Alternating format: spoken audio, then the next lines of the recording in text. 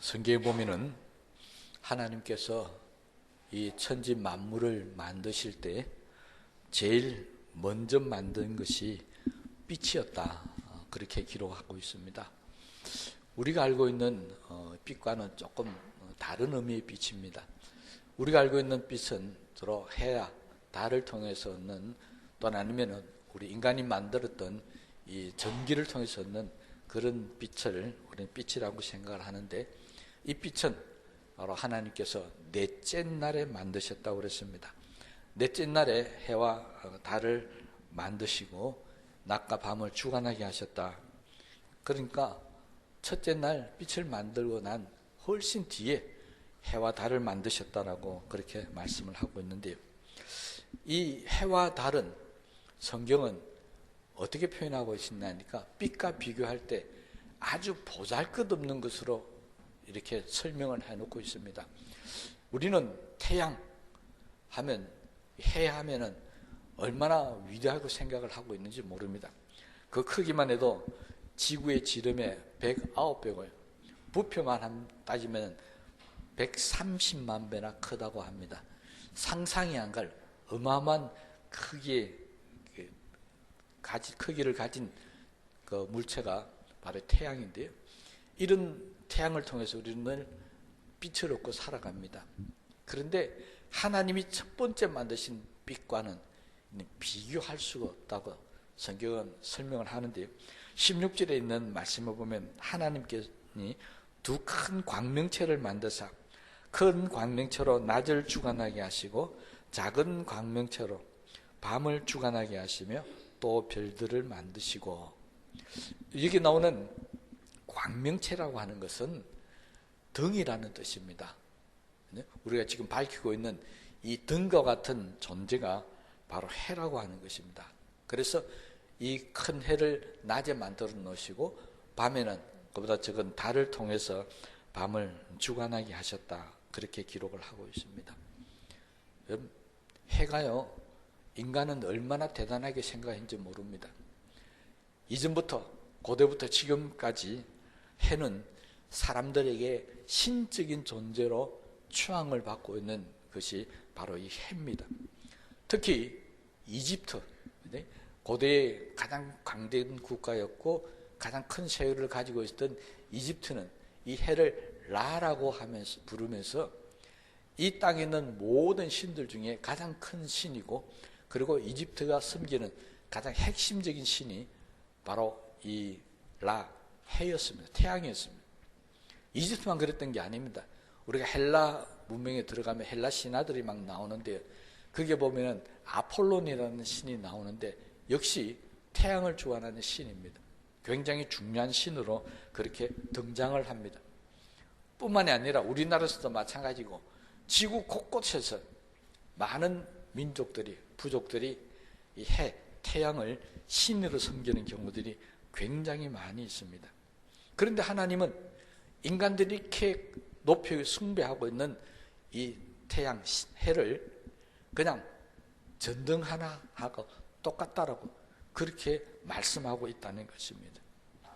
인간들은 해뿐만이 아니라 달, 별들도 굉장히 숭배합니다. 특히 이 별을 숭배해서 생긴 것이 음력인데요. 이 음력을 가지고 숭배하는 나라들은 이 달을 굉장히 중요시 여기고 있고요. 그 다음에 별을 숭배하는 것도 있습니다. 흔히 점성술이라고 하죠.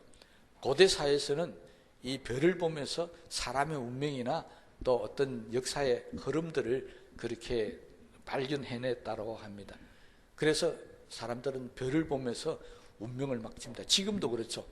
지금도 이 현대 와서도 별자리를 막 따집니다. 한번 물어볼까요? 여러분 별자리 혹시 아십니까? 여러분의 별자리요? 아시는 분요? 예. 한 사람 딱 있네요.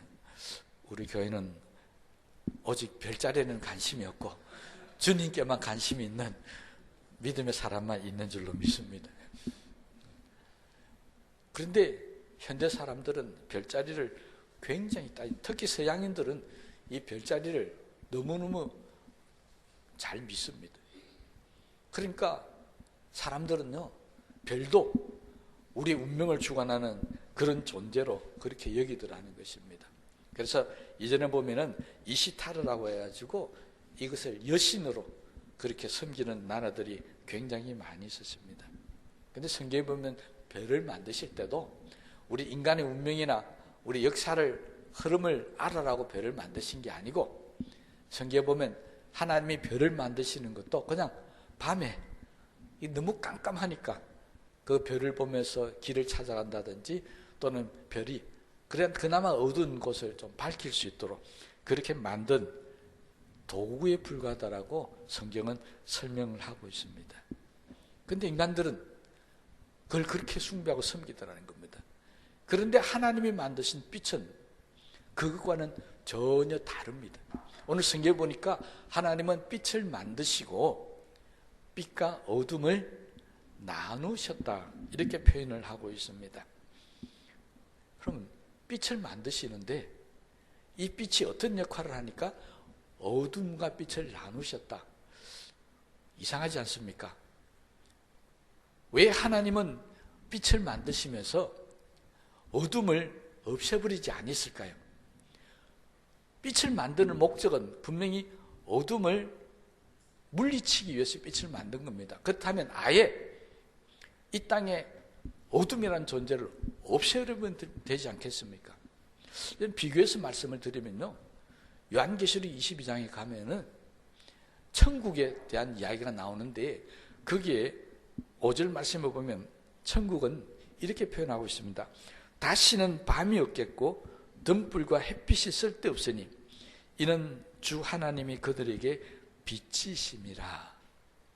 이게 하나님께서 첫날 만드신 빛과 똑같은 빛을 말씀하고 있는데, 천국에는 뭐가 없다고요?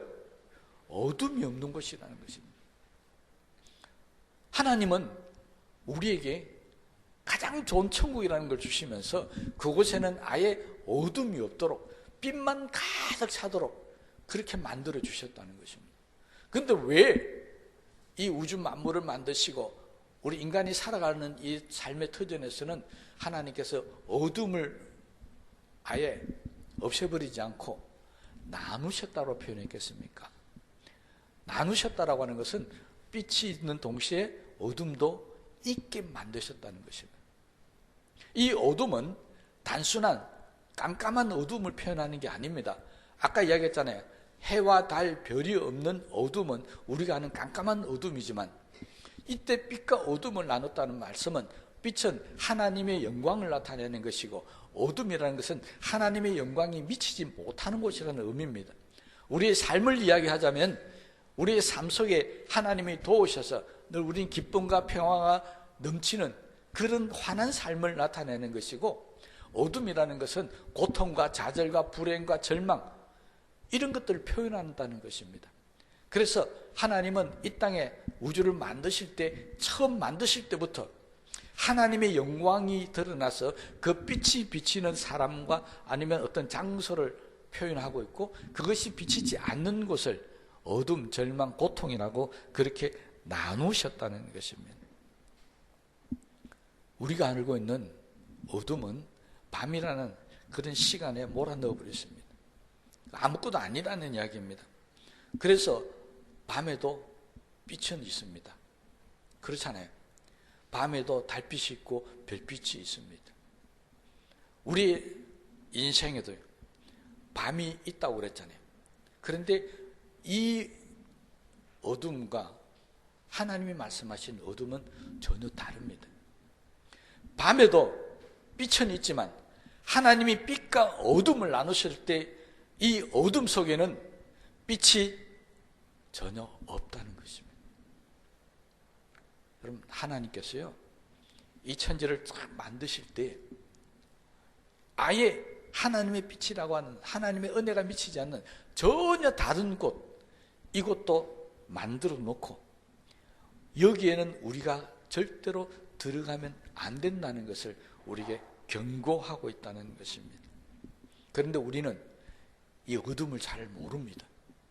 우리는 다만 어둠이라면 밤에 깜깜한 어둠만 생각하시지, 하나님의 은혜가 미치지 못하는 어둠, 내가 절망과 고통 가운데 있지만 하나님의 말씀과 은혜가 나에게 나타나지 않는 그 어둠에 대해서는 우리 잘 모르더라는 것입니다. 그러면 요한복음에 보면은 사도 요한이 이렇게 이야기합니다. 1절 5절 말씀에 보면 빛이 어둠에 빛이 돼 어둠이 깨닫지 못하더라. 자, 이 말은 무슨 말이냐니까요. 깨닫지 못하다라고 하는 이 말 원어의 뜻을 보면 이기지 못하더라 이런 뜻입니다. 그러니까 어둠은요 절대 빛을 이길 수 없다는 표현입니다. 그러면 우리가 예수 믿고 살면서 하나님의 빛, 하나님의 영광 가운데 살면 이 어둠 세력, 흔히 이야기하는 사탄, 그잖아요. 그냥 단순한 깜깜이 아닌 하나님의 영광이 미치지 못하는 그 어떤 세력들도 하나님이 있는 저와 여러분들을 이기지 못한다는 뜻입니다. 그러니 하나님의 빛 속에 사는 저와 여러분들은 살아가면서 아무리 힘들고 고통과 어려운 순간이 다가올지라도 내가 하나님의 빛 가운데 있는 한은 그 어떤 어둠도 나를 이기지 못한다는 믿음 속에서 살아가야 한다는 것입니다. 하나님이 세상을 만드실 때 이 법칙을 제일 처음으로 만드신 겁니다. 제일 첫 법칙이 뭐라고요? 하나님의 영광 가운데 살면 어둠이 절대 이기지 못하지만 어둠 속에서 살면 하나님의 빛을 절대 누리며 살지 못한다는 것입니다. 아까 이야기했잖아요. 그냥 깜깜한 어둠이라는 것은 거기는 빛이 있습니다. 거기는 불빛을 비추고 덤을 비추면 그 속에 살아갈 수 있습니다. 그러나 하나님이 빛과 어둠을 나눴을 때 그 어둠 속에 산다는 것은 절망을 이야기하는 것이고 죽음을 이야기한다는 것입니다. 그러니 우리는 이 첫 번째 하나님의 법칙, 이걸 잘 깨닫고 살아야 합니다. 어떤 일이 있더라도 어둠에 거하는 것이 아니라 우리는 빛 속에 살아야 합니다. 빛과 어둠을 나눴을 때 우리는 빛에 있어야 되지 어둠에 있으면 절대로 안 된다는 것입니다. 그러면 왜 이 고통스러운 어둠을 하나님께서 물리치지 않아 없이 안 하고 이 땅에 두었겠습니까? 아까 말씀드렸죠. 천국은 어둠이 없다라고 그랬습니다. 다시는 눈물도 고통도 아픔도 없다고 그랬습니다. 근데 왜 우리가 살아가는 이 세상은 하나님이 만드시면서 어둠을 그냥 두셨느냐는 것입니다. 이걸 우리가 알아야 하는 것이죠. 왜 하나님은 빛을 만드시면서 어둠을 물리치지 아니하셨는가?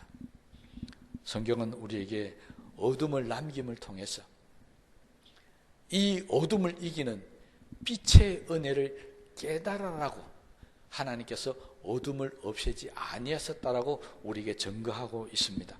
뭐라고요?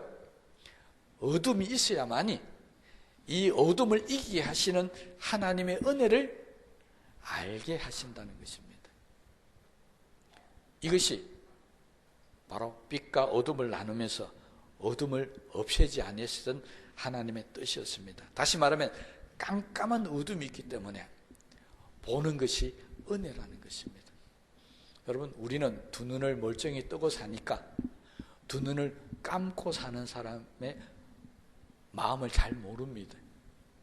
근데 며칠 전에 어떤 사람이 눈이 안 좋다고 해서 두 눈을 감고 제 팔을 붙들고 가면서 저한테는 이럽니다. 목사님, 두 눈을 감고 가니까 아무것도 못하겠고 정말 두 눈 감고 어떻게 사느냐고 그렇게 이야기를 했었습니다.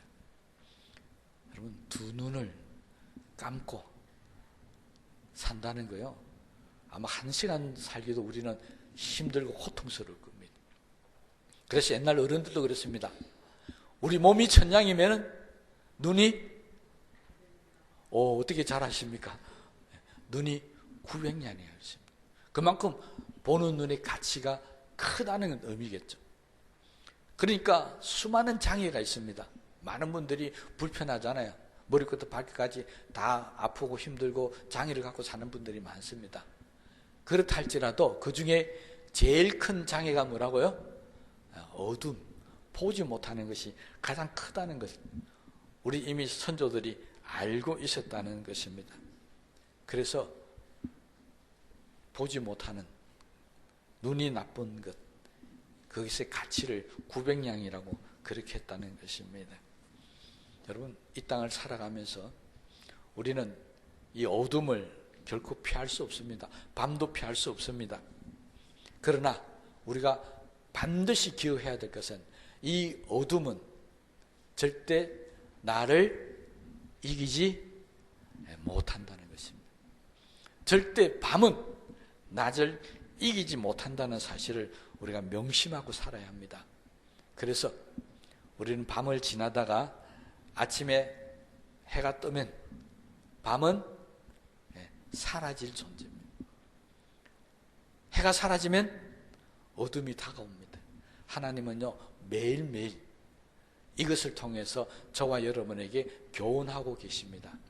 하나님의 빛이 사라지면 우리는 깜깜한 밤이 올 것이고, 우리의 인생에 아무리 깜깜한 밤물 같은 세월을 지난다 할지라도 하나님의 영광의 광채가 우리 가운데 나타나기 시작하면 우리는 밝은 빛 가운데서 기쁨 속에서 살 수 있다라고 그렇게 말씀하신다는 것입니다.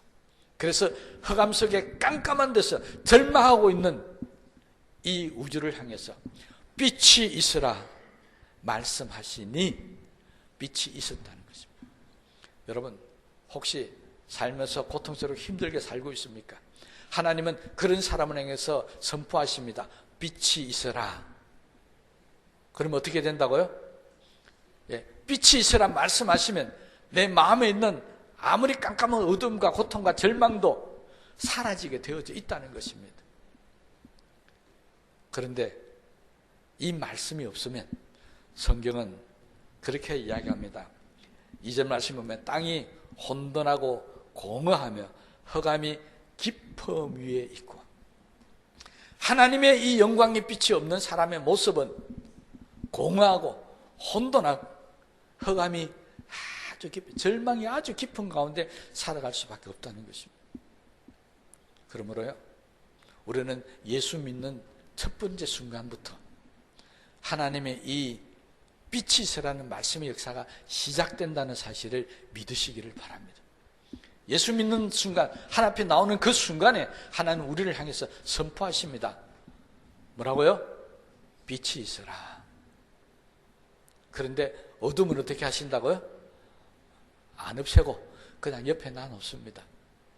그래서 우리가 빛 가운데 살면 어둠은 우리를 이기지 못하게 하겠지만, 살아가면서 우리는 이 빛을 잃어버리면 그 다음에 어둠이 다가올 수밖에 없다는 것입니다.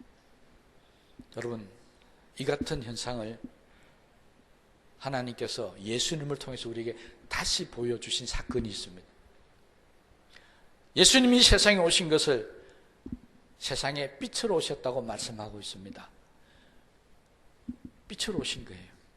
그런데 그 예수님이 십자가에서 달려 돌아가셨습니다. 그때 성경은 똑같이 표현하고 있습니다.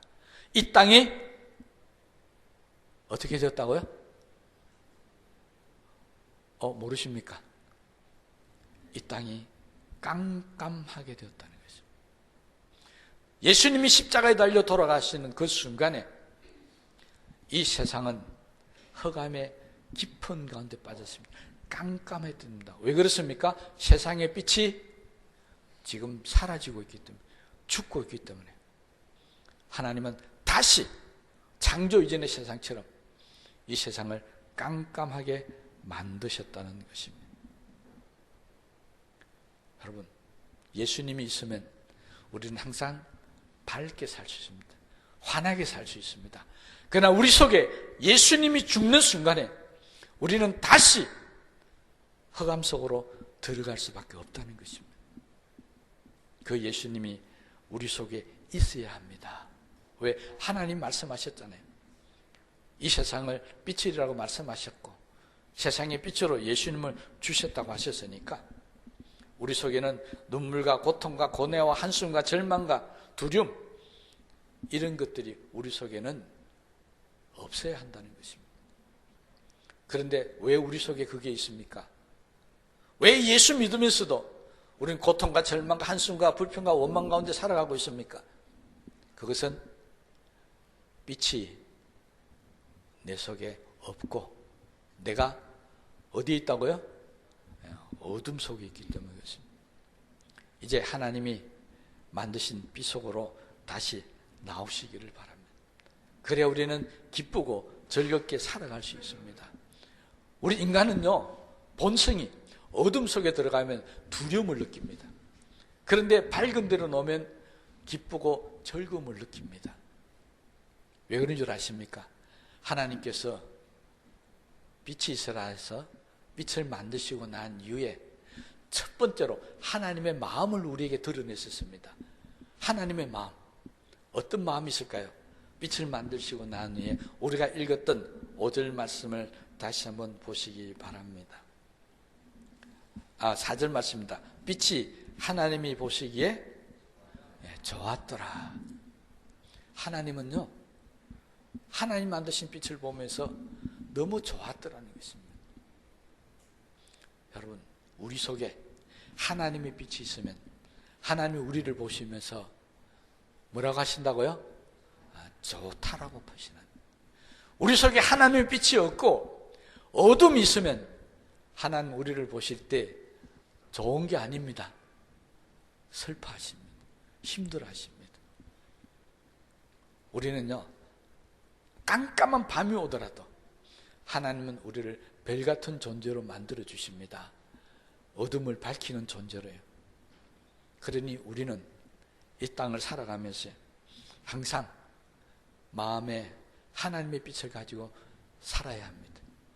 그래야 우리는 기쁘고 환하게 살 수 있습니다. 여러분 얼굴을 한번 보십시다. 옆에 한번 보십시오.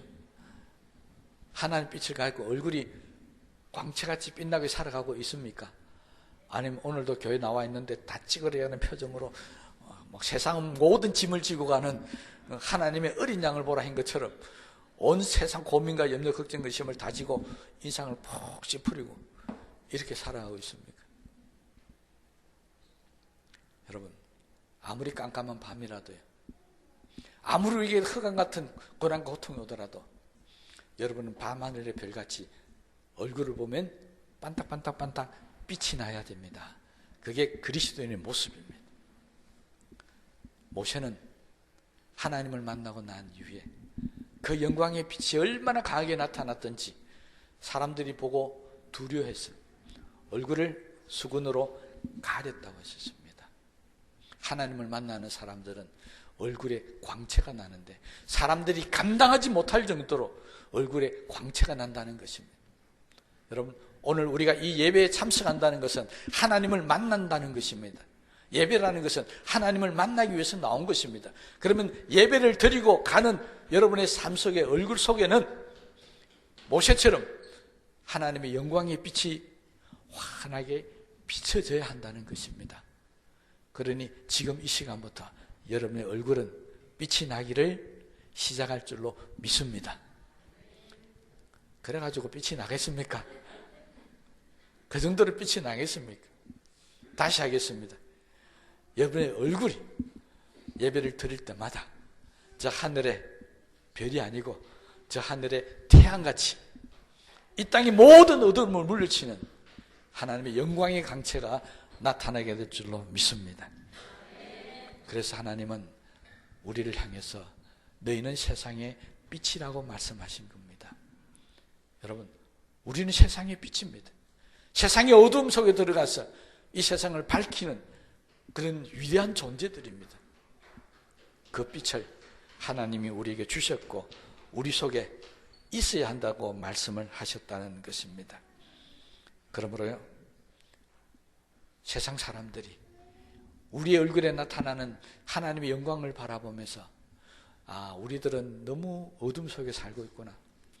나도 저 밝은 곳에 가서 한번 살고 싶다. 그래서 예수 믿는 저와 여러분들을 바라보면서 어둠 속에 나와 이 밝은 곳으로 나오는 그런 은혜가 있으시면 참 좋겠습니다.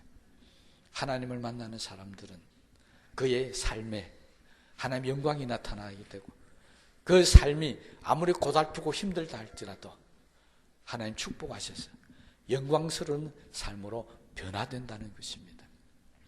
성경에 보면요, 야곱이 20년 동안 여삼살 라반의 집에서 고생을 하다가 고향으로 돌아옵니다.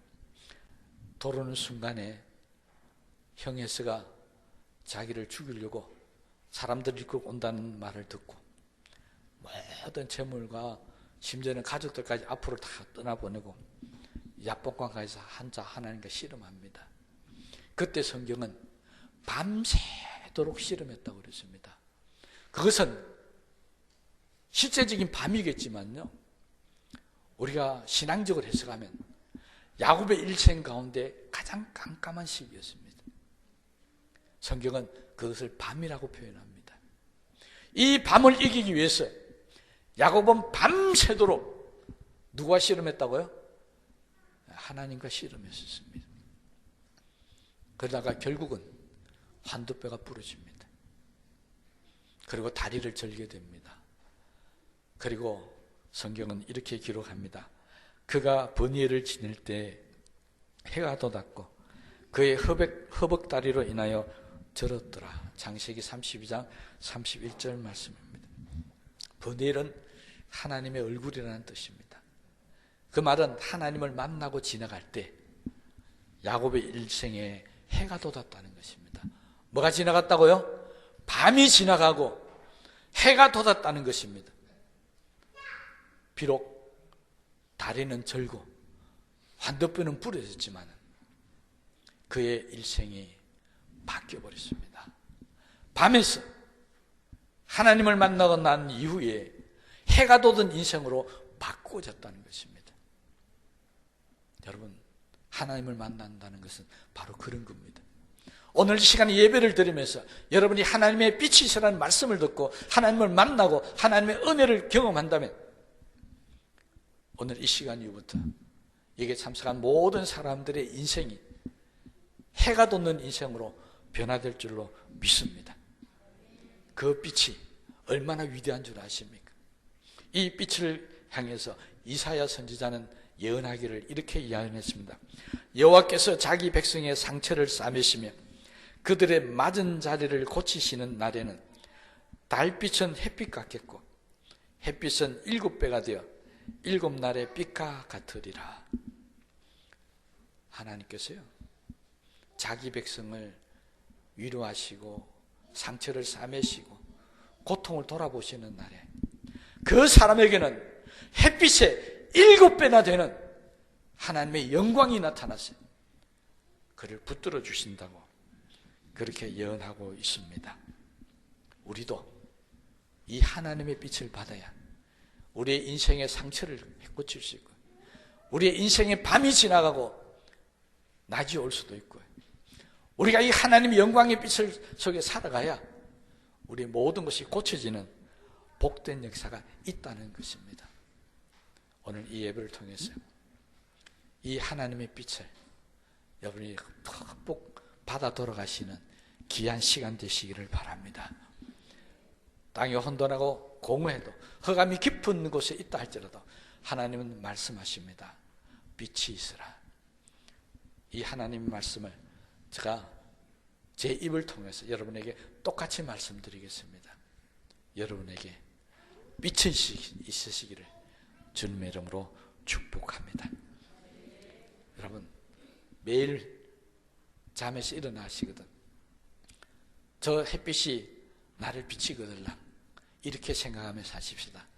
하나님, 오늘도 이 아침부터 하나님의 영광의 빛이 나를 비춰서 오늘 하루 정말 행복하고 기쁘고 복되고 즐겁게 살 줄로 믿습니다 하고 아침을 맞이하시고 저녁에 자기 전에는 하나님, 오늘도 고달프고 힘들었지만 정말 밤같이 깜깜하게 살아왔지만 이 밤에도 하나님 나와 함께 하셔서 달빛으로 별빛으로 나를 지켜주실 것이고 이 밤이 지나면 내일 아침이 되면 내 모든 고통이 사라지고 다시 내 인생에 해가 돋아서 복되고 행복한 삶이 이어지게 될 줄로 믿습니다 하고 잠을 주무시면 밤에 잠이 솔솔 참 잘 올 겁니다.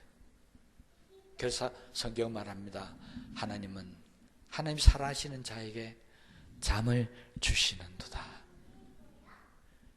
여러분, 인생의 잠도 하나님과 함께 지내시고 인생의 낮도 하나님과 함께 지내는 사람, 그 사람이 바로 하나님의 빛을 가지고 사는 사람이라는 사실을 깨달으셔서 주님 오시는 그날까지 우리는 하나님이 만드신 이 빛 속에 사는 그런 성도들이 될지언정 어둠에 사는 그런 사람 한 사람도 없게 되시기를 주님의 이름으로 축복을 합니다.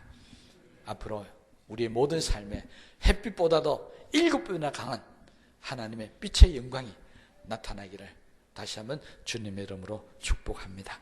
우리 말씀을 생각하시면서 기도하시겠습니다.